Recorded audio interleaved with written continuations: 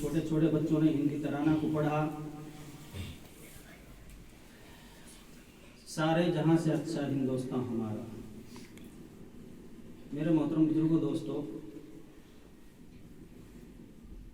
ये तराना अल्लामा इकबाल ने आज़ादी से पहले लिखा था और वाकई में अगर नज़र फेरा कर देखा जाए तो ये हमारे मुल्क के ऊपर सादिक आता है कि हकीकत में हमारा मुल्क इतना अजीम मुल्क है, इतना बड़ा मुल्क है कि इस मुल्क के अंदर तमाम मजाहिब के लोग रहते हैं। एक गुलदस्ता की तरह ये मुल्क है कि जिस गुलदस्ता के अंदर हर तरह के फूल मौजूद हों और हर फूल की अपने अपने तौर पर अलग पहचान हो, खुशबू हो। इसी तरीके से हमारे इस मुल्क के अंदर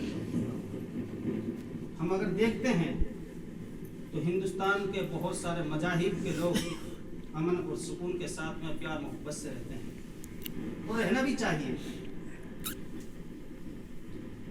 मेरे मोहतरम बुजुर्गों, दोस्तों, इस मुल्क के ऊपर हर मजहब के लोगों ने कुर्बानी दी है। अगर देखा जाए तो इस मुल्क की तारीख पूरी दुनिया की तारीख से पहली तारीख है, क्योंकि हमारा मानना है कि तमाम दुनिया के सबसे पहले जो इंसान था वो हज़रत आदम अलैहिस्सलातु वस्सलाम हमारे ही मुल्क की सरजमीन के ऊपर उतरे थे। दुनिया की आबादी यहीं से शुरू होती है। अल्लाह के नबी अलैहिस्सलातु वस्सलाम की एक हदीस है, अगरचे वो ज़ईफ है, कि मुझे हिंद से खुशबू आ रही है। हदीस का ये मफहूम है, ठंडी हवाएं आ रही हैं।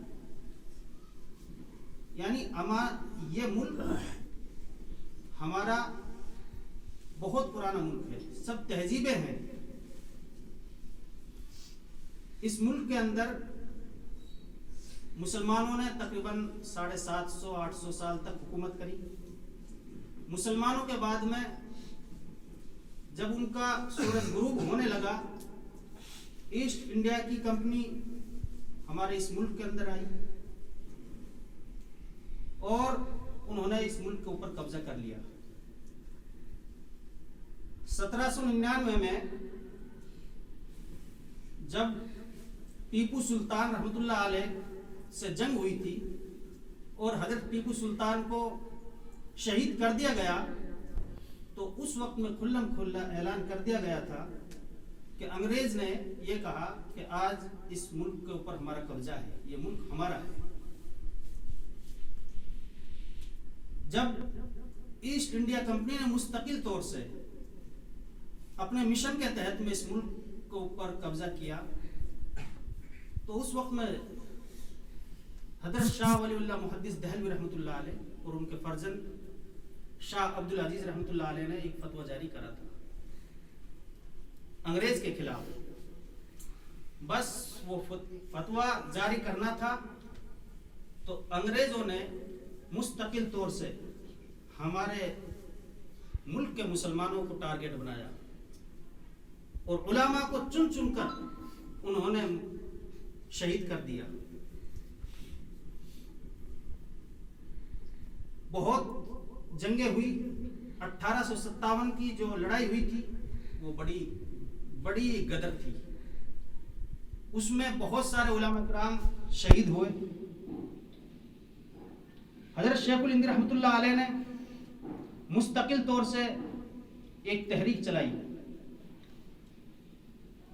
वो तहरीक ये थी रेशमी रुमाल की तहरीक और तर्क मवालात की।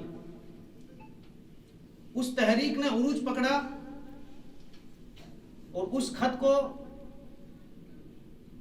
किसी भी तरीके से अंग्रेजों ने पकड़ा गया वो खत, और उसमें एक पोशीदा राज था कि इस मुल्क को किस तरीके से आज़ादी दिलाई जाए, अंग्रेजों से इस मुल्क को कैसे आज़ाद कराया जाए। हज़रत शेखुल हिंद रहमतुल्लाह अलैह ने एक बहुत बड़ी का मिशन लेकर चले थे, लेकिन किसी भी तरीके से वो उस मिशन में कामयाबी ना मिली।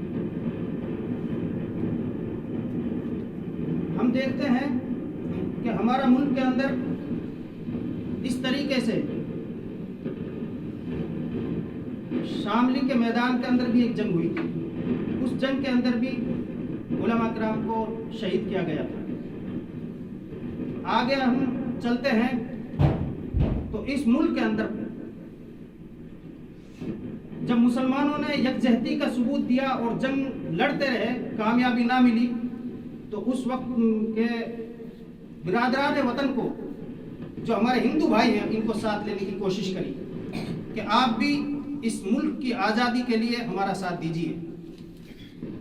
उस वक्त में महात्मा गांधी ने मुस्तकिल तौर से मोर्चा संभाला और उनकी सरपरस्ती में इस मुल्क को आज़ाद कराने के लिए जंग लड़ी गई। 1920 के अंदर कांग्रेस पार्टी का से तमाम मुसलमानों ने मुत्तहिद होकर नहीं कहा कि इस मुल्क को अंग्रेजों से आज़ाद कराना है। हम सब गांधी जी के परचम के नीचे अपनी बात को रखेंगे और इस मुल्क को आज़ाद कराएंगे। जंगें होती रही मुल्क की खातिर। माल्टा की जेल के अंदर हजरत शेखुल हिंद रहमतुल्लाह अलैह को डाला गया। मौलाना हुसैन मदनी रहमतुल्लाह अलैह को, उनका शागिर्द रसीद थे, उनको भी डाला गया और बेशुमार उलमा को जेलों के अंदर डाला गया था। माल्टा की जेल जो अंडमान में थी, बर्मा जिसको बोलते हैं, वो काला पानी की सजा दी गई थी और उस वक्त में हमारे उलमा उसके अंदर कैद कर दिए गए थे और उलमा से यह कहा गया कि जिन्होंने भी अंग्रेज के खिलाफ फतवा दिया है और फतवे के ऊपर साइन जो किए गए हैं, तकरीबन 500 उलमा ने इस बात के ऊपर साइन करे थे कि अंग्रेज की हुकूमत में मुसलमानों का फौज के अंदर दाखिल होना हराम है। तो उलमा को चुन चुन के नहीं कहा कि तो इस फतवे को वापस ले लो, वरना तो आपको सजा मौत दी जाएगी, फांसी के तख्ते के ऊपर आपको लिटा दिया जाएगा। आखिरकार ऐसा हुआ। एक भी आलिम ने अपने फतवे को वापस ना लिया। दिल्ली से लेकर लाहौर तक कोई दरख्त ऐसा ना था, और बल्कि दिल्ली के अतराफ में जितने भी, चाहे वो